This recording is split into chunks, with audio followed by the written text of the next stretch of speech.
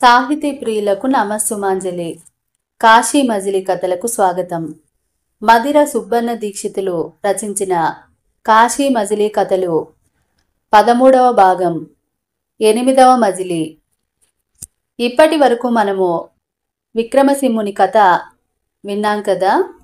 అతను ఒక సత్రంలో చూసిన స్త్రీమూర్తిని చూసి మోహించి ఆమెను వెతుకుతూ క్రౌంచ ద్వీపానికి చేరుకుని అక్కడ నుంచి పురుషద్వేషిని రాజ్యానికి చేరుకుని ఆమె వృత్తాంతమంతా తెలుసుకుని ఆమెని ఎంతో చాకచక్యంగా పొందుతాడు కదా. మరి 8వ మజిలీలో ఏం కథ చెప్తాడో తెలుసుకుందాం. 8వ మజిలీలో గోపాలుడు భోజన సామాగ్రి కోసం అంగడికి పోతూ దోవలో ఒక ఇంట్లో ఒక అద్భుతమైన ఒక విగ్రహాన్ని చూశాడు.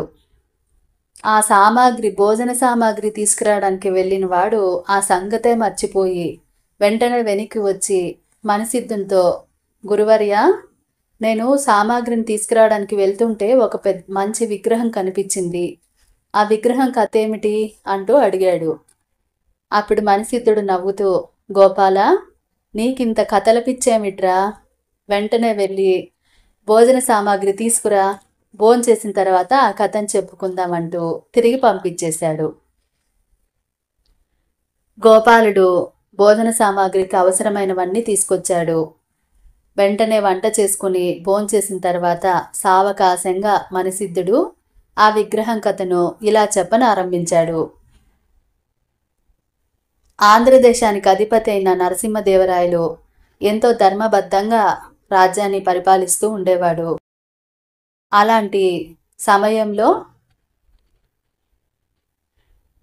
ఆ రాజ్యానికి ఉన్న ప్రధాని అకాలంగా మరణించాడు. సమర్థుడైన మంత్రి కావాలని దేశ దేశాలు చాటింపేయించాడు మహారాజు. ఎందరో బుద్ధిమంతులు వచ్చి ఆ ఉద్యోగం ఇమ్మన్నారు. కానీ వాళ్ళెవ్వరూ నచ్చలేదు రాజుకి.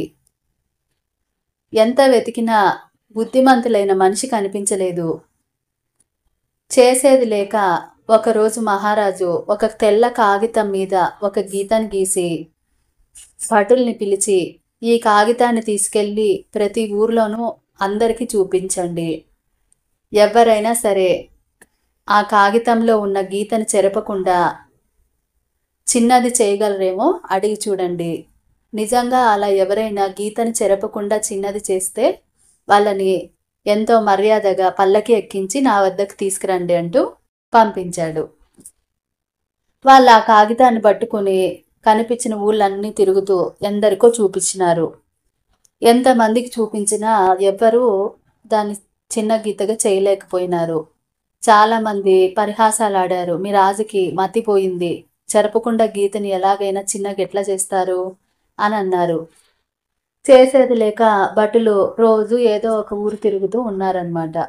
ఒకరోజు ఒక ఊళ్ళో ఒక బడి ఉంది. పిల్లలు చదువుకుంటూ ఉన్నారు. అక్కడికి వెళ్ళారు రాజభటులు. వెళ్ళి అక్కడున్న ఉపాధ్యాయుడికి చూపించారనమాట, టీచర్కి. ఆయన అడిగితే, ఇట్లాంటి గారడి విద్య నాకు లేదు, నా వల్ల కాదు అని అన్నాడు. సరే అని చెప్పి భటులు ఇంతే కదా, ఎప్పుడు ఇదే జరుగుతుందని చెప్పి వెళ్ళిపోబోతా ఉంటే అక్కడ ఉన్నటువంటి ఒక పిల్లోడు, ఒక 16 ఏళ్ళ పిల్లోడు లేచి ఆ గీతను చెరపకుండా చిన్నగా నేను చేస్తానని చెప్పి వెంటనే ఏం చేసినాడు, ఆ గీత పక్కన ఇంకో పెద్ద గీత గీసినాడు. అప్పుడు మొదట గీసిన గీత చిన్నదైపోయింది. ఆ అబ్బాయి తెలివితేటలకి ఎంతోగానో సంతోషించినారు రాజభటులు. వెంటనే రాజశాసనం గురించి చెప్పినారు. పల్లకి తెప్పిస్తాము, మీరు ఖచ్చితంగా రావాల్సిందే, మహారాజు ఆజ్ఞ అని అన్నారు. అంతలోకే వాళ్ళ గురువు ఉన్నాడు కదా, ఉపాధ్యాయుడు, ఆ అబ్బాయి తెలివితేటలకి ఎంతగానో మెచ్చుకుని, నీకు రాజు చాలా గొప్ప బహుమానం ఇస్తాడు, నువ్వు నాకు శిష్యుడు కాబట్టి ఈ విద్య అంతా నా వల్లే వచ్చింది కదా, కాబట్టి నువ్వు ఇప్పుడు చేసిన పని నేనే చేసినట్టుగా చెప్తాను, దాంతో రాజు నాకు మంచి బహుమానం ఇస్తాడు, ఎలాగో నువ్వు గురుదక్షిణ ఇవ్వాలి కదా, నేను ఇదే గురుదక్షిణ కోరుతాను, నా మాట విను అని అంటాడు. దానికి ఆ అబ్బాయి, పర్వాలేదు గురువర్య, మీరు అలాగే చేయండి, నేను ఏది మాట్లాడను అని అంటాడు. అప్పుడు ఆ గురువు ఆ రాజభట్లకి లంచం ఇచ్చి వాళ్ళని ఒప్పిస్తాడు. ఆ అబ్బాయి కాదు, నేనే ఇది చేశానని చెప్పండి అని చెప్పి. సరే అని చెప్పి రాజభట్లు పల్లకీని ఎక్కించి ఆ గురువుని రాజుగారి దగ్గరికి తీసుకుపోయినారు. రాజు మంచి ఈ ఈ వార్త వినగానే ఆహా, ఇన్ని రోజులకి నాకు మంత్రి దొరికినాడని ఆనందిస్తూ వచ్చి చూసినాడు. అతన్ని చూడగానే రాజుకు అనుమానం వచ్చింది. నిజంగానే ఈ పని ఇతనే చేసినాడా, ఎందుకో కాదనిపిస్తోంది, ఇంకోసారి పరీక్షిద్దాం అనుకున్నాడు. అతన్ని చూసి అడిగినాడు, మీరేనా ఆ గీతని చిన్నగా చేసింది అని అంటే, రాజుని చూడటంతోటే భయం వేసింది ఈ గురువుకి. అందుకని తడబడతా ఉన్నాడు. నేనే మహారాజా, నేనే అన్నాడు. సరే గాని మీకు ఇంకొక పరీక్ష కూడా పెడతాను, దీంట్లో కూడా మీరు నెగ్గినారంటే మీ తెలివితేటలు నాకు నచ్చుతాయి, అప్పుడు మీరే మంత్రి అవుతారు. చూడండి, అక్కడ ఒక సింహాసనం కనిపిస్తా ఉంది కదా మీకు, అక్కడ మంత్రి ధరించాల్సిన ముద్రికలు ఉన్నాయి. దాని చుట్టూ పరుపులు వేసినారనమాట. పరుపులు పరిపించినాడు. ఆ పరుపుల్ని తొక్కకుండా పోయి ఆ ముద్రికల్ని తెచ్చుకోండి, మీరే మంత్రివర్యులు అవుతారు అని అన్నాడు. అది చెప్పడంతోనే గురువుకి ఏ ఉపాయం తోచలేదు. గడగడ వణికిపోయినాడు. తెలిసిపోయిందనుకో ఎంత ఇబ్బంది అవుతుందని. వెంటనే ఆ గురువు చాలా భయపడిపోయి రాజు కాళ్ళు పట్టుకొని, రాజా, నేను ఒక బ్రాహ్మణుణ్ణి, నాకు కుటుంబం ఉంది, కుటుంబ పోషణకని ఇలా అబద్ధం చెప్పినాను, నిజానికి ఇది చేసింది నేను కాదు, నా శిష్యుడు, దయచేసి నన్ను శిక్షించకండి అని అంటాడు. రాజు అప్పుడు నవ్వుతా, అదే నాకు అనుమానం వచ్చింది, మీరు కాదని, సరేలేండి పర్వాలేదు, మీ శిష్యుడిని వెంటనే పిలిపించండి అని అంటాడు. అప్పుడు అతని శిష్యుని పిలిపిస్తాడు. ఆ అబ్బాయి ఎవరో కాదు, మహామంత్రి తిమ్మరసు అనమాట. ఆ తిమ్మరసుని చూసి రాజు ఏమంటాడంటే, ఇప్పుడు నేను అక్కడ సింహాసనం మీద మంత్రి ముద్రికలు పెట్టినాను, ఈ పరుపులు తొక్కకుండా ఆ ముద్రికలు తీసుకోమని అంటాడు. వెంటనే తిమ్మరసు ఏం చేస్తాడు, పరుపులు పరిచినారు కదా, దాన్ని తొక్కకూడదు అంతే కాబట్టి దాన్ని చుట్టుకుంటా పోతాడు. పరుపుల్ని తొక్కకుండా పరుపుల్ని చుట్టుకుంటా పోయి ఆ ముద్రికలు తీసుకొని మళ్ళీ పరుపులన్నీ యథావిధిగా పరుస్తాడు. అప్పుడు తిమ్మరసు తెలివితేటలు చూసి ముచ్చట పడతాడు రాజు. వెంటనే అతన్ని మహామంత్రిగా ప్రకటిస్తాడు. అప్పుడు మనసిద్ధుడు ఏమంటాడంటే, గోపాల, నరసింహరాయలకి కృష్ణదేవరాయలు జన్మించిన కథ నువ్వు ఇంతకుముందే విన్నావు కదా, మొదటి 2-3 మజిలీల్లో చెప్పుకున్నా కదా. ఇప్పుడు ఈ తిమ్మరసు ఇలా మంత్రి అయినాడు. నరసింహదేవరాయలు వయసు అవడంతోనే చనిపోయినాడు. ఆ తర్వాత కృష్ణదేవరాయలు రాజైనాడు. అతను ఎంత గొప్ప రాజైనా కూడా దాసీపుత్రుడు అనే కలంకం మాత్రం అలాగే ఉంది. దానికని మిగతా రాజులు ఎవ్వరూ కృష్ణదేవరాయలకి పిల్లనిచ్చి పెళ్లి చేస్తామని రాలేదు. అందుకని ఎన్నో రోజులు పెళ్లి కాకుండా అలాగే మిగిలిపోయినాడు కృష్ణదేవరాయలు. ఒకానొక రోజు కళానిధి అని ఒక బ్రాహ్మణుడు కృష్ణదేవరాయల సభకు వేంచేసినాడు. అప్పుడు ఆ కళానిధితో తిమ్మరసు ఏమంటాడంటే, మీరు ఎన్నో దేశాలు తిరుగుంటారు కదా, ఎక్కడైనా కానీ మంచి పాండిత్యం నేర్చిన స్త్రీలను చూసినారా అని అడుగుతాడు. అప్పుడు ఆ కళానిధి ఏమంటాడంటే, చాలా దేశాలు తిరిగాను మంత్రి గారు, కానీ కుంతల దేశానికి రాజధాని అయిన గోపాలపురాన్ని గోపాలుడనే రాజు పరిపాలిస్తున్నాడు. ఆ గోపాలుడికి కళానిలయ అని ఒక కుమార్తె ఉంది. ఆమె సకల కళలకు అధిపతి, అన్ని విద్యలు నేర్చింది. ఆమెకి ఇప్పుడు 16 ఏళ్ళు. ఏ రాజకుమారుడు వచ్చినా కూడా తనకి తగినవాడు కాదని అందరినీ తిప్పికొడుతుంది. పండితులు బ్రాహ్మణులకు మాత్రమే దర్శనమిస్తుంది, కానీ ఎట్లాంటి పాండిత్యం ఉన్నవాడినైనా సరే ఓడిచ్చేస్తుంది. ఆమె అందం మాత్రం దేవకన్యలకి కూడా ఉండదు, అంత అందంగా ఉంటుంది. దాంతోపాటు అంత పాండిత్యం ఉంటుంది. పండితరాయలనే బిరుదు పొందిన నన్ని కూడా ఓడించేసింది తన విద్వత్తుతో. ఆమెతో సమానంగా ఎవ్వరూ మాట్లాడలేరు అని చెప్తాడనమాట. ఆమె గురించి వినడంతోనే కృష్ణదేవరాయలకి ఆమె అంటే ఇష్టం ఏర్పడుతుంది. ఎలాగైనా సరే ఆమెని పెళ్లి చేసుకోవాలనుకుంటాడు. ఆమె మీద ఇష్టంతోనే రోజు రోజుకి కూడా ఆమె ధ్యాసలోనే గడుపుతా బాధపడతా ఉంటాడు. తిమ్మరసు ఒకరోజు రాయల్ని చూసి ఎందుకు ఇంత బాధపడుతున్నారని అడిగితే, ఆమెను గనుక ఇచ్చి పెళ్లి చేయకపోతే నేను ఇలాగే మనోవేదనతో చచ్చిపోతాను అని అంటాడు. అప్పుడు తిమ్మరసు నవ్వుతా, నీ కోరిక అసాధ్యంగా ఉంది మహారాజా. ఆ గోపాలుడు అధికారంలోనూ సంపదలోనూ మనకంటే ఎంతో అధికుడు. పైగా మీకేమో దాసీపుత్రుడు అనే కలంకం ఉంది. అట్లాంటప్పుడు తన కూతుర్ని మీకు ఎట్లా ఇస్తాడు అన్నాడు. అప్పుడు కృష్ణదేవరాయలు నిట్టూరుస్తా, మీరు నాకు మిత్రుడు అయ్యుండి కూడా ఇట్లాంటి మాటలు చెప్పచ్చునా? ఎట్లాంటి అసాధ్యమైన పని అయినా కూడా మీరు చేయగలరు కదా. కళావతినిచ్చి నాకు పెళ్లి చేయిస్తారా? లేదంటే నేను సన్యాసిని అయిపోయి రాజ్యం వదిలేసి వెళ్ళిపోతాను, ఈ రాజ్యాన్ని మీరే ఏలుకోండి అని అంటాడు నిష్ఠూరంగా. అప్పుడు తిమ్మరుసు, సరే సరే, ఇంత చిన్న పనికి అంత పెద్ద మాటలు ఎందుకు, నా సామర్థ్యం అంతా ఉపయోగించి ఆమెని నీకు ఇచ్చి పెళ్లి చేసేకి ప్రయత్నిస్తాను అని చెప్తాడు.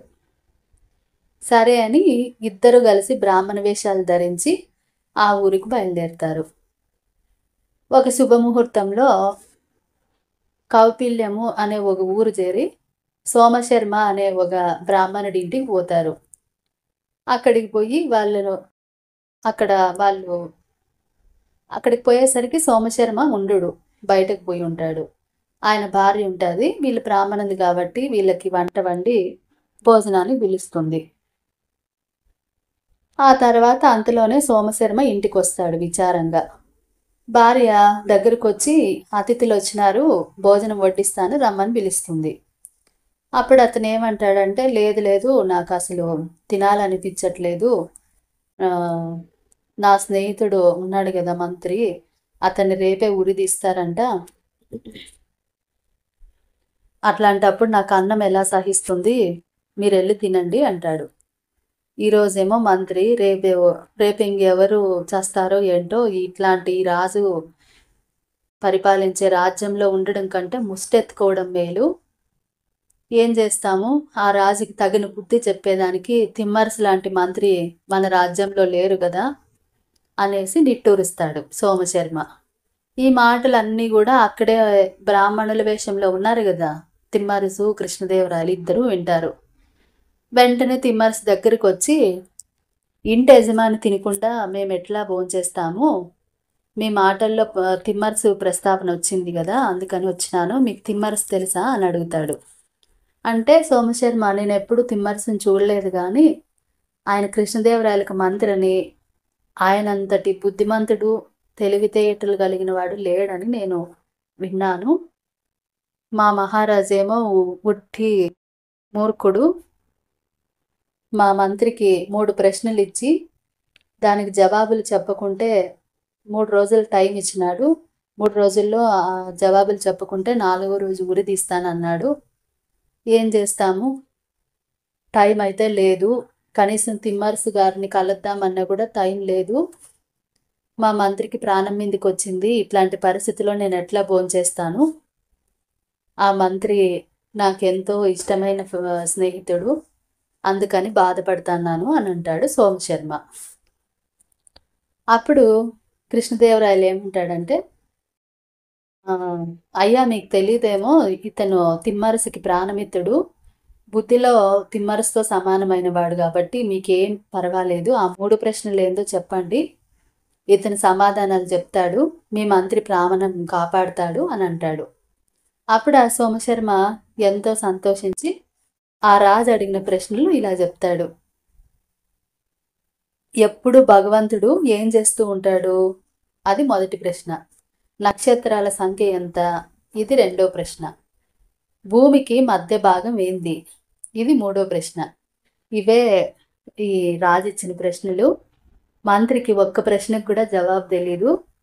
భార్య బిడ్డల చుట్టూ చేరి ఏడుస్తూ ఉంటే మంత్రి విచారంగా కూర్చున్నాడు. అది చూడలేక నేను ఇక్కడికి వచ్చినాను, మీరు వీటికి జవాబులు చెప్పి మా మంత్రి ప్రాణాలు నిలబెట్టండి, మీకు పుణ్యం ఉంటుంది అని చెప్పి అంటాడు సోమశర్మ.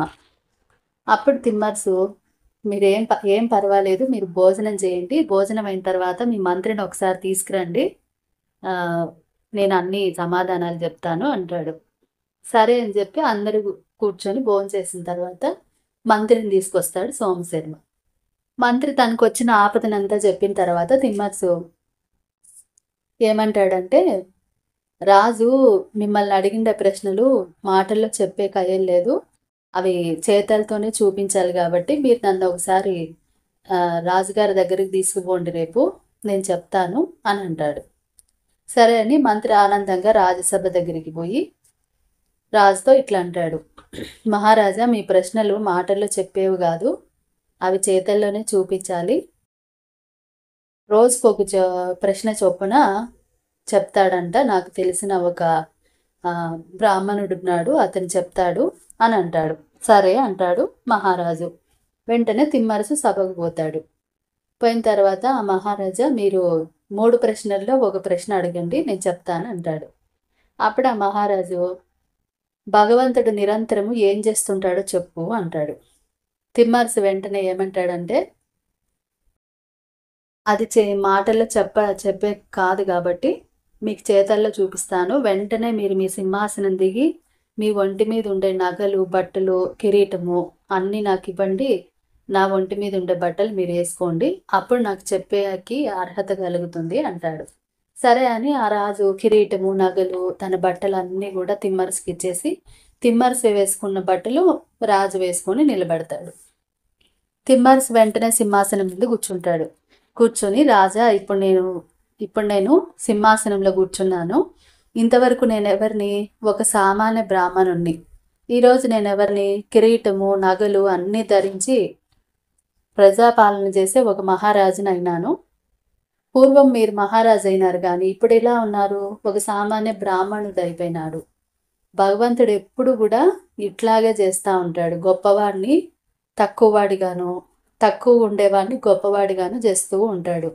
సముద్రాన్ని దిబ్బగాను, దిబ్బను సముద్రంగాను, అణువును మేరువుగాను, మేరువును అణువుగాను, గడ్డిపరకని వజ్రంగాను, వజ్రాన్ని గడ్డిపరకగాను, మంచును అగ్నిగాను, అగ్నిని మంచుగాను, ఇలాంటి పనులే చేస్తూ ఉంటాడు. భగవంతుని దినచర్య అనేది ఇదే అని చెప్తాడు. ఆ సమాధానానికి, ఆ యుక్తికి రాజు ఎంతో సంతోషిస్తాడు. సరే అని రాజు తన బట్టలు, కిరీటం తీసుకొని మళ్ళీ తన బట్టలు మంత్రికి తిమ్మరసుకి ఇచ్చేసి పంపించేస్తాడు. ఆ తర్వాత మరుసటి రోజు వస్తాడు తిమ్మరసు. మరుసటి రోజు రాజు ఏమడుగుతాడంటే, నక్షత్రాల సంఖ్య ఎంత అని అడుగుతాడు. ఆ బ్రాహ్మణ వేషంలో ఉండే తిమ్మరసు తన ఒడిలో ఒక ఇసుక మూటను తీసుకొచ్చింటాడు. వెంటనే ఇసుకను ముందర పోసి, రాజా నేను ఒక్కొక్క చుక్కకి ఒక్కొక్క ఇసుకరోను చొప్పున ఈ ఇసుకను తెచ్చి పెట్టినాను, ఈ ఇసుకలో ఎన్ని రేణువులు ఉన్నాయో అన్ని నక్షత్రాలు ఉన్నాయి అంటాడు. ఆ సమాధానానికి ఆ సభలోని వాళ్ళంతా భలే మంచి పని చేసినాడు, ఈ రాజుకున్న తిక్కంతా అనిచినాడు, ఈ బ్రాహ్మణుడు నిజంగా అసాధ్యుడు అని అనుకుంటారనమాట ప్రజలందరూ. ఆ సమాధానం అంత సంతృప్తిగా లేకపోయినా అంతకు మించి చేసేది ఏమీ లేదు కాబట్టి రాజు సరే అని ఊరికే అవుతాడు. 3వ రోజు తిమ్మరసుతో ఏమంటాడంటే, మూడో రోజు సభకి వచ్చే టైంకి రాకుండా తిమ్మరసు ఒక చోట ఒక పెద్ద స్తంభం పాతించమని చెప్తాడు. ఒక స్తంభం పాతిస్తాడు. అదే పనిగా సభకి ఆలస్యంగా వస్తాడు. అప్పుడు రాజు, ఎందుకు ఇంత ఆలస్యం చేసినావు, నీకు టైం తెలీదా, భూమికి మధ్య భాగం ఏదో చెప్పు అని అంటాడు. అప్పుడు తిమ్మరసు ఏమంటాడంటే, భూమి అనేది అనంతం కదా, దానికి మధ్య భాగం చూపాలంటే చాలా మంత్రశక్తి కావాలా, అందుకే నేను దేవుణ్ణి పూజిస్తూ ఉండి సమయం చూసుకోలేదు, ఇప్పుడు భూమి మధ్య భాగం చూడాలంటే మీరు నాతో పాటు నడిచి రావాలా, ఇంకెవ్వరు రాకూడదు మనతో పాటు అంటాడు. రాజు సరే అని చెప్పి తిమ్మరసుతో కలిసి నడుస్తాడు. ఎండలోనూ ఇసుకలోనూ నడిపిస్తా రాజుకి కాళ్ళు మండిపోతున్నాయి, పైన తల మండిపోతుంది. ఎండలో నడిచేసరికి అలసట, ఆయాసము 2 వచ్చినాయి. ఇంకా కొంచెం దూరం నడిచేసరికి రాజు, నేను ఇంకా నడచలేను, చాలా ఇబ్బందిగా ఉంది అని అంటాడు. అప్పుడు తిమ్మరసు, దగ్గరికి వచ్చేసినాము, ఆ మాత్రం కూడా నడవలేరా అని అంటాడు. కొంతసేపు విశ్రాంతి తీసుకొని వెళ్దాము అని అంటాడు రాజు. ఆహా, అదంతా కుదరదు, విశ్రాంతి తీసుకున్నామంటే నా మంత్రశక్తి తగ్గిపోతుంది, ఆ తర్వాత మనం ఇంటికి పోలేము. అయినా భూమి మధ్య భాగం తెలుసుకోవడం అంత సులువు అనుకున్నారా? నడవాల్సిందే. పైగా మనం ఇలా విశ్రాంతి తీసుకుంటా ఉన్నామనుకో ఎవరైనా ఏ జంతువులైనా వచ్చి చంపేస్తాయి అని అంటాడు. ఇంకా కొంచెం దూరం నడిచిన తర్వాత రాజుకి ఇంకా చేత కాదనమాట. నన్ను చంపేదలుచుకున్నావా ఏమి? నువ్వు భూమి మధ్య భాగం చూపించాల్సిన అవసరం లేదు, నాకు చాలా దప్పిగ్గా ఉంది, కాస్త నీళ్ళు ఇచ్చి పుణ్యం కట్టుకో, ఇంటికి పోయినాక నీకు మంచి బహుమానం ఇస్తాను అని బతిమలాడసాగినాడు రాజు. అప్పుడు తిమ్మరసు, నువ్వు ఇంతటి ఆసక్తుడివి కదా, మరి అట్లాంటి కోరికలు ఎందుకు కోరినావు? ఇల్లు చేరడం అంత సులభం కాదు, 10 రోజులు పడుతుంది. రావడం అయితే మంత్రశక్తి వల్ల ఈజీగా వచ్చినాం కానీ పోవడం అంత ఈజీగా పోలేము, ఇంకెంతో దూరంలో లేదులే, నడువు అంటాడు. అట్లే నడిపించినాడు రాజుని.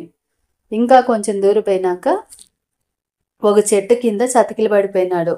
అప్పుడు రాజు, నాకు భూమధ్య భాగం చూడాలని లేదు, చూసిన దానికంటే 1000 రెట్లు సంతోషిస్తాను, నా ప్రాణాలు పోయేటట్టున్నాయి, నేను చచ్చిన తర్వాత నీ జవాబు ఎందుకు, ఇంత నీళ్ళిచ్చి పుణ్యం కట్టుకో, నన్ను బతికించు, నీ మేలు ఎప్పటికీ మరవను అని కాళ్ళ వెళ్ళబడినాడు.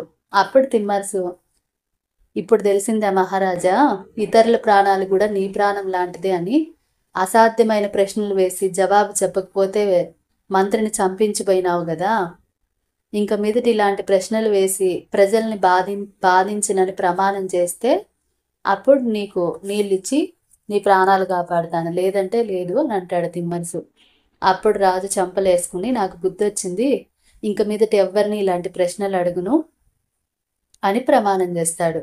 సరే అని తిమ్మరసు అప్పుడు రహస్యంగా ఆ ప్రాంతంలోనే ఒక స్తంభాన్ని పాతించినాడు కదా, ఆ స్తంభం దగ్గరికి పోతాడు. స్తంభం దగ్గరికి చూపోయి, ఇదే భూమికి మధ్య భాగం చూడు అని అంటాడు. రాజు సంతోషంగా, చూశాను, నాకు ఇంకేం అవసరం లేదు, ఆకలి దప్పికలతో నా ప్రాణం పోతుంది, నా ప్రాణం కాపాడు అంటాడు దీనంగా. అప్పుడు తిమ్మరసు తెలివిగా ఏమంటాడంటే, చింతించద్దు మహారాజా, నా మంత్రశక్తితో నీకు నీళ్లు తిండి ఇక్కడే ఏర్పాటు చేస్తానని చెప్పి ఆ స్తంభం దగ్గర రహస్యంగా పాతి పెట్టింటాడనమాట. ముందే కొంచెము ఫుడ్డు, వాటరు అది తీసుకొని వస్తాడు. తీసుకొచ్చి అవి తిని తాగిన తర్వాత కాస్త ప్రాణం కుదుట పడుతుంది మహారాజుకి. అప్పుడు తిమ్మరసుతో, బ్రాహ్మణోత్తమ, నీ రుణం ఎప్పటికీ తీర్చుకోలేను, నా రాజ్యమంతా ఇచ్చినా చాలదు, ఇప్పుడు మనం త్వరగా ఇంటికి చేరదాం అంటాడు. అప్పుడు తిమ్మరసు ఏం చేస్తాడంటే, వచ్చిండే దావ గుండా కాకుండా అడ్డదారి గుండా రాజధాని తీసుకుపోతాడు. అప్పటి నుంచి రాజు ఇంకెప్పుడు కూడా ఇట్లాంటి పిచ్చి ప్రశ్నలు వేసి ప్రజల్ని ఇబ్బంది పెట్టకుండా జాగ్రత్తగా ఉంటాడనమాట. తన ప్రాణాలను కాపాడాడని చెప్పి తిమ్మరసుకి, మీరు ఏదైనా కోరిక అడగండి, తప్పకుండా తీరుస్తాను అంటాడు. మీకు జ్ఞానోదయం అయింది కాబట్టి ఇంతకింటి నాకేం అవసరం లేదు, మేము దేశాటనం చేస్తున్నాము, మేము తీర్థయాత్రలకు వెళ్ళాలి కాబట్టి మాకు ఇంక సెలవు ఇప్పచ్చండి, మేము వెళ్ళిపోతాం అంటాడు. సరే అని మళ్ళీ కృష్ణదేవరాయలు తిమ్మరసు ఇద్దరు కలిసి చివరికి గోపాలపురం చేరుకుంటారు. అక్కడ ఒక బ్రాహ్మణుడి ఇంట్లో బస చేస్తారు. ఆ ఇంటి యజమాని వాళ్ళకి ఆతిథ్యం ఇచ్చిన తర్వాత, మేము కొంచెం పాండిత్యం ఉంది మాకు, మేము ఎట్లాగైనా కానీ రాజసభకి వెళ్ళి మా పాండిత్యం నిరూపించుకోవాలా అని అంటాడు. అంటే అప్పుడు ఆ ఇంటి యజమాని ఏమంటాడంటే, అతనికి ఒక కూతురు ఉంది, బహుశా ఆమె గురించి మీకు తెలియదేమో, ఆమె గొప్ప పండితురాలు, వచ్చిన వాళ్ళందరినీ ఓడిస్తుంది, అట్లాంటి ఆ రాజు దగ్గరికి వెళ్ళడం మీకేమంత మంచిది కాదు, ఇంకో రాజ్యానికి వెళ్ళండి అని సలహా ఇస్తాడు. అప్పుడు కృష్ణదేవరాయలు ఏమంటాడంటే, పెళ్ళి లేకపోతే ఆ సౌందర్యానికి ఉపయోగం ఏముంది, అయినా ఆమె అసలు పెళ్లి చేసుకోదా, లేదంటే ఇంతవరకు తగిన వరుడు దొరకలేదా అని అంటాడు. అప్పుడు ఆ ఇంటి యజమాని, మీరు ఆమె గురించి ఎందుకు అడుగుతున్నారు, విద్వాంసులైన బ్రాహ్మణులకి కానీ ఆమె దర్శనం ఇవ్వదు, ఎవరైనా వాళ్ళైనా సరే ఆమెను వేరే భావంతో చూస్తాన్నారని తెలిసిందంటే ఆమె చాలా తీవ్రమైన శిక్షలు వేస్తుంది, జాగ్రత్తగా ఉండండి అని చెప్పి పంపిస్తాడు. తిమ్మరసు మరుసటి రోజు కృష్ణదేవరాయల్ని ఆ సభకు తీసుకుపోతా ఎన్నో జాగ్రత్తలు చెప్పి తీసుకుపోతాడనమాట. అప్పుడు ఆ రాజు, మీరు వచ్చిన కారణం ఏమని అడిగితే, మేము ఇట్లా కాశీకి పోతున్నాము, మీ గురించి విని మీ కూతురు పాండిత్యం తెలుసుకుందామని వచ్చాము, మేము సకల విద్యల్లోనూ పండితులము అని చెప్తారు. సరే అని రాజు వీళ్ళు సకల విద్యల్లోనూ పండితులు అని చెప్పి చీటీ రాసి రాజకుమారికి పంపిస్తారు. వెంటనే వాళ్ళని రమ్మని పంపిస్తుంది. వాళ్ళు కళానిలయ భవనానికి వెళ్తారు. అక్కడ రత్నకంబలి పరిచి వాళ్ళని సగౌరవంగా ఆహ్వానిస్తారు. అక్కడ ప్రసిద్ధ చక్రవర్తుల చిత్రపటాలన్నీ ఉంటాయన్నమాట. వాటిలో కృష్ణదేవరాయల ఫోటో, తిమ్మరసు ఫోటో కూడా ఉంటుంది. ఆ గదిలో లెక్కలేనన్ని దేవతా విగ్రహాలు కూడా ఉంటాయి. ఆ తర్వాత కళానిలయ వస్తుంది కాబట్టి ఆమెను చూసి ఎక్కడైనా మూర్చపోయాడని చెప్పి తిమ్మరసు ముందే చెప్తాడు. అలా చేసావంటే మన గుడ్డంతా బయటపడుతుంది, వెర్రి చూపులు చూడద్దు, జాగ్రత్తగా ఉండని హెచ్చరిస్తాడు.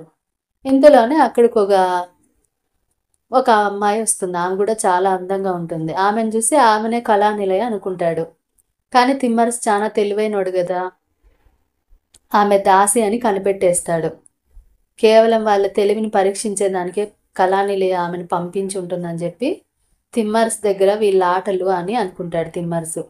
వెంటనే రాయలకి ఏం చెప్తాడంటే, ఆమె కళానిలయ కాదు, నువ్వు జాగ్రత్తగా ఉండు అని అంటాడు. ఎట్లా కనుక్కున్నావు ఆమె కళానిలయ కాదు దాసి అని అంటే, ఆమె చూడటానికి అందంగానే ఉంది కానీ ఆమె చేతులు కోమలంగా లేవు, అందుకే ఆమె ఖచ్చితంగా దాసినే, మన బుద్ధిని కనిపెట్టేదానికి వచ్చింది అని అంటాడు. సరే అని చెప్పి వెంటనే ఒక తాడుని లాగేసరికి ఒక పరదా లాంటిది పడిందనమాట. అంటే అప్పుడు కాలము అమ్మాయిలు అంటే రాజకుమారీలు డైరెక్ట్గా మగవాళ్ళని చూసేవాళ్ళు కాదు. వాళ్ళతో మాట్లాడాలంటే ఎదురుగా ఒక తెర వేసేవారనమాట, పల్చగా ఉండే తెర. అట్లాంటిది వేసినారు. అప్పుడు లోపలికి పోయి కళానిలయతో, అమ్మ వాళ్ళు సామాన్యుల్లాగా లేరు, ఇంతకుముందు అందరూ చేసినట్టుగా అందరూ చూసిన చూపులు కానీ మాట్లాడడానికి ప్రయత్నించడం కానీ చేయలేదు, వాళ్ళు మిమ్మల్ని ఓడిస్తారేమో, జాగ్రత్తగా ఉండండి అని చెప్తుంది ఆ దాసి. సరే అని చెప్పి కళానిలయం మొదట సంస్కృతంలో కొన్ని ప్రశ్నలు అడుగుతుంది. దానికి శ్లోకాల్లోనే తిమ్మరసు సమాధానం ఇస్తాడు. పద్యం రూపంలో అడిగిన దానికి పద్యంలోనే సమాధానం ఇస్తాడు. కానీ ఈ కృష్ణదేవరాయలు మాత్రము ఆమె అందాన్ని చూస్తా కళ్ళతోనే ఆమెను తినేసేటట్టుగా చూస్తూ ఉంటాడు. ఆ తర్వాత తిమ్మరసు ఆమెకి ఒక ప్రశ్న ఇస్తాడు. ఆ తర్వాత స్త్రీలకి వేదం చదివే అధికారం ఏ గ్రంథంలో ఉందో చెప్పమంటాడు. దానికి సరైన జవాబు చెప్పలేకపోతుంది కళానిలయ. కాసేపటికి వాళ్ళిద్దరూ తిమ్మరసు కృష్ణదేవరాయలు అని చెప్పి గుర్తుపడుతుంది. ఎందుకంటే వాళ్ళ చిత్రపటాలు ఉంటాయి కదా, వాళ్ళని చూసి గుర్తుపట్టేస్తుంది. మారువేషంలో వచ్చినారని ఆలోచిస్తుంది. అందులోనూ ఆ కృష్ణదేవరాయలు కళ్ళతోనే తనని తినేసేట్టు చూస్తున్నాడు కాబట్టి తన మర్యాదకి భంగం కలిగిందని భావించి వెంటనే తండ్రికి చీటీ రాసి పంపిస్తుంది. వాళ్ళిద్దరూ కృష్ణదేవరాయలు తిమ్మరసు నా వ్రతాన్ని భంగపరిచినారు కాబట్టి, నా నా సమ్మతి లేకుండానే, అనుమతి లేకుండానే మారవేషాల్లో వచ్చినారు కాబట్టి వాళ్ళని ఖచ్చితంగా చంపించండి అని చెప్పి చీటీ రాస్తుంది. అప్పుడు దానికి రాజు ఏమంటాడంటే, నువ్వు అనుకున్నది అబద్ధం కావచ్చు, మారువేషాలు రావడానికి వాళ్ళకి ఏం కర్మ పట్టింది, నువ్వు తగిన సాక్ష్యాధారాలు చూపకుండా నేను అట్లాంటి పని చేయలేనని చీటీ పంపిస్తాడు. దానికి ఆమె ఏం చేస్తుందంటే మళ్ళీ చీటీ రాసి పంపిస్తుంది. ఆ ఇద్దరు బ్రాహ్మణుల్లో ఒకరు మాత్రమే నేను అడిగే ప్రశ్నలకు సమాధానము ఇస్తాన్నారు, ఇంకొక అతను మాత్రం నన్ను కళ్ళార్పకుండా చూస్తున్నాడు, అందుకని నేను ఇట్లా రాస్తున్నాను, నేను చెప్పినట్టు చేయండి అని ఏదో చీటీలు రాసి పంపిస్తుంది. ఇదంతా జరుగుతాండేది తిమ్మరసు గమనిస్తాడు. వెంటనే రాయలతో ఏమంటాడంటే, ఆమె మనము తిమ్మరసు కృష్ణదేవరాయలని కనిపెట్టేసింది, ఏదో చేయబోతాంది, జాగ్రత్తగా ఉండాలని చెప్పి వెంటనే కళానిలయతో ఏమంటాడంటే, టైం అయిపోయి వస్తుంది, మళ్ళీ రేపు సభలో కలుద్దాము, మేము వెంటనే ఇంటికి వెళ్ళాలా అని అంటాడు. అప్పుడు ఆమె ఏమంటుందంటే, అంత తొందరపడద్దండి, ఇంకా మన ప్రసంగం జరగలేదు కదా, జవాబు చెప్పాలి కదా అంటుంది. లేదు లేదు, రేపటికి ఆలోచించండి, మాకు పనుంది, మేము వెళ్ళాలని చెప్పి రాయల్ని తీసుకొని వేగంగా నడిచి బయటికి వెళ్ళిపోతా ఉంటాడు. కానీ సింహద్వారం దగ్గర చాకలివాడు నిలబడి ఉంటాడనమాట. నిలబడి ఆ దానికి అడ్డంగా చెయ్యి అడ్డం పెట్టి ఉంటాడు. చేతులు తీయమనేంతలో రాజభట్లు వచ్చేస్తారు. కానీ ఆ చేతి కింద దూరి పోకూడదు రాజులు అనేవాళ్ళు. అందుకే ఏం చేస్తాడంటే తిమ్మరుసు ఒక ఉపాయం ఆలోచిస్తాడు. నేను ఒక ఉపాయం చెప్తాను, నువ్వు మాత్రం వాడిని దాటి వెళ్ళిపోవాలా, ఆ తర్వాత నేను ఎలాగో వస్తాను అని తిమ్మరుసు ఉపాయం చెప్తాడు. వెంటనే చాకలివాడి వైపు తిరిగి దండాలండి చాకలిమడేలు గారు అని అంటాడు. అప్పుడు బ్రాహ్మణుడు నమస్కరించినప్పుడు ప్రతి నమస్కారం చేయకుండా ఉండకూడదు ఎవరైనా సరే. అప్పుడు ఆ చాకలివాడు, మీరు చాలా గొప్పవాళ్ళండి, నాకు దండం పెట్టవచ్చునా మీరు, దండాలు అని చేతులెత్తి నమస్కారం పెట్టడానికి పోతాడు. వాడు చేతులెత్తి నమస్కారం పెట్టేంతలో కృష్ణదేవరాయలు వాడిని దాటి బయటికి వెళ్ళిపోతాడు. అరే అనవసరంగా అతను వెళ్ళిపోయినాడే అని చెప్పి, ఈ కనీసం ఈ రెండో వానన్నా దాటనీయకూడదు అని చెప్పి మళ్ళీ చేతులు అడ్డం పెడతాడు. తిమ్మరసు బ్రాహ్మణుడే కాబట్టి చేతుల కింద నుంచి దూరి వెళ్ళిపోతాడు. అంతకుముందే సిద్ధంగా ఉన్న గుర్రాలు ఉంటాయి, గుర్రాలెక్కి ఇల్లు చేరుతారు. జరిగిందంతా విని ఈ కళానిలయ తండ్రితో, చూసినారా వాళ్ళు ఎంత వంచుకులో, ఆ దాసీపుత్రుడైన కృష్ణదేవరాయలు దాసీపుత్రుడు కదా, అందుకే నాకు నా మర్యాదని భంగపరిచినాడు, చూపులతోనే నన్ను తినేసేటట్టు చూసినాడు, అతన్ని చంపిస్తే గాని నేను అన్నం ముట్టను అని ప్రతిజ్ఞ చేస్తుంది. రాజు అప్పుడు వాళ్ళ ఆకారాలని, వాళ్ళు ఎట్లా ఉంటారో వాళ్ళ చిత్రపటాలను చిత్రించి రాజభట్లకి ఇచ్చి వాళ్ళు కనపడగానే తీసుకురండి అని పంపిస్తాడు. కానీ రాజభట్లు వాళ్ళ కోసం ఎంత వెతికినా సరే వాళ్ళు కనిపించరు. కాశీ వెళ్తాండే ఇద్దరు బ్రాహ్మణులు కనపడితే వాళ్ళని పట్టుకొస్తారు. కానీ వాళ్ళు నిజానికి బ్రాహ్మణులే నిష్కారణంగా తీసుకొచ్చినారని చెప్పి వాళ్ళని మళ్ళీ తిరిగి పంపించేస్తుంది రాకుమారి. ఆ తర్వాత మళ్ళీ కొంతమంది రాజభట్లు వచ్చి రాణితో, అమ్మ మీరు చెప్పింది, మీరు ఊహించింది నిజమే, వాళ్ళు కృష్ణదేవరాయలు తిమ్మరసులే, గుర్రాల మీద పారిపోతా ఉంటే మేము అడ్డగించినాము, కానీ వాళ్ళు అసామాన్యులు కదా, కత్తులతో మా మీద దాడి చేసినారు, మేము పరిగెత్తి వచ్చేసినాము అని చెప్తారు. అప్పుడు ఆ రాకుమారి, నీచ జాతులు వాళ్ళ కంటపడ్డాను, ఇట్లాంటి అదముడిని నేను పెళ్లి చేసుకోవాలా, ఈ దుర్మార్గుడికి నేను ఎట్లయినా కూడా బుద్ధి చెప్పాలా అని చెప్పి వాళ్ళ నాన్నకి కొన్ని రహస్యాలు చెప్తుంది అనమాట. వెంటనే కృష్ణదేవరాయలకు ఒక లేఖ రాయిస్తుంది. ఆ లేఖలో ఏముంటుందంటే,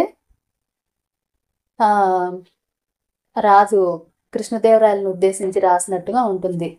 మీకు నా కూతురు కళానిలయని ఇచ్చి పెళ్లి చేయాలనుకుంటున్నాను, శుభముహూర్తం పెట్టి పిలుస్తాను, మీరు రావాలా అని చెప్పి రాస్తాడు రాజు. అప్పుడు ఆ ఉత్తరాన్ని చూసి చాలా సంతోషిస్తాడు కృష్ణదేవరాయలు. కానీ తిమ్మరసు మాత్రము అంత ఈజీగా ఒప్పుకోడు.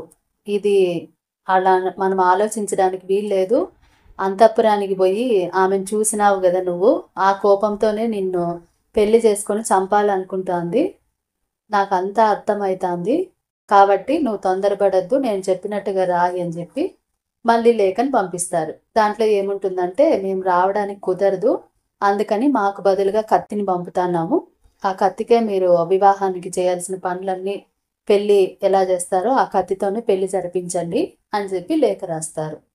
రాజుల కాలంలో ఎట్లంటే, అప్పుడు రాజు కత్తికి కూడా కత్తినే మనిషిగా ఊహించుకొని పెళ్లి చేసేవారనమాట. అంటే రాజు కత్తితో పెళ్లి చేస్తే రాజుని పెళ్లి చేసుకున్నట్టే ఆ కాలంలో, అలాంటి సంప్రదాయం ఉండేది కాబట్టి. అది చదివిన రాజకుమారి, ఆహా ఎంతటి బుద్ధిగలవాడు తిమ్మరసు, నా పథకం కనిపెట్టినాడు, ఈసారికి దాటిపోయినారు కానీ ప్రతిసారి ఇట్లాగే జరుగుతుందా, ఎట్లాగైనా సరే నేను పగ సాధిస్తాను అనుకుని కొన్నాళ్ళైన తర్వాత మళ్ళీ తండ్రి పేరుతో మళ్ళీ ఉత్తరాన్ని పంపిస్తుంది. మీ ఆజ్ఞానుసారం కత్తికే ఇచ్చి పెళ్లి చేసినాము, వసంతకాలం కాబట్టి పెళ్ళి అయిన తర్వాత జరిగే కార్యాలు ఉంటాయి కదా, అవన్నీ జరిపించడానికి మీరు తప్పకుండా రావాలని చెప్పి లేఖ రాస్తుంది. అది చదువుకొని కృష్ణదేవరాయలు చాలా సంతోషిస్తాడు. కానీ తిమ్మరసు మాత్రం వద్దు వద్దు, ఇదంతా కపటము, మోసము, నీకు తెలీదు, ముందు నేను చెప్పినట్టు జవాబు రాయి అని చెప్పి ఏమని పంపిస్తారు మళ్ళీ తిరిగి ఉత్తరము, మాకు చాలా రాజకార్యాలు చాలా ఉన్నాయి, ఇప్పుడు వచ్చేదానికి వీలు కాదని చెప్పి మళ్ళీ ఉత్తరం పంపిస్తారు. ఇట్లా ఉత్తర ప్రత్యుత్తరాలతోనే 2 ఏళ్ళు గడిచిపోతుంది. అప్పుడు ఆ కళానిలయ తండ్రి పేరుతో మళ్ళీ ఉత్తరం పంపిస్తుంది. మేము ఎన్ని ఉత్తరాలు రాసినా మీరు రావడానికి వీల్లేదు అంటున్నారు, పెళ్ళై 2 ఏళ్ళు అవుతుంది, లోకలంతా పుకార్లు లేపుతున్నారు, కాబట్టి నేను ఇక్కడ ఉండడం మంచిది కాదు, ఈడొచ్చిన ఆడపిల్ల అత్తవారింటే ఉండాలి కదా, మీకు రావడానికి వీలు కాకపోతే నా కూతుర్ని అక్కడికి పంపిస్తాను అని చెప్పి ఉత్తరం పంపిస్తాడు. సరే అని రమ్మని చెప్పమని మళ్ళీ ఉత్తరం పంపిస్తాడు కృష్ణదేవరాయలు. ఆ కళానిలయ తండ్రికి చెప్పి కొంత సైన్యాన్ని, దాసీ జనాన్ని వెంట పెట్టుకొని అత్తారింటికి బయలుదేరింది. ఇంతలోనే తిమ్మరసు ఏం చేసినాడు, తన స్నేహితుడు ఒకడు ఉంటే అతనికి విచిత్ర వస్తువులు చేయడంలో చాలా నేర్పు ఉంటుందన్నమాట. అందుకని అతన్ని పిలిపించి సేమ్ కృష్ణదేవరాయలు ఎలా ఉంటాడో అలాగే ఒక విగ్రహం చేయమని చెప్తాడు. వెంటనే కృష్ణదేవరాయలు ఇట్లా పడుకున్నట్టుగా ఒక విగ్రహం తయారు చేస్తాడు. ఆ విగ్రహాన్ని కృష్ణదేవరాయల గదిలో ఒక మంచం మీద ఉంచుతారు. అది చూసిన ఎవరైనా కానీ సాక్షాత్తు కృష్ణదేవరాయలే నిద్రపోతున్నాడని అనుకుంటారనమాట. ఏ మాత్రం మనిష విగ్రహమా అనే తేడా లేకున్నట్టుగా తయారు చేస్తాడు అతను.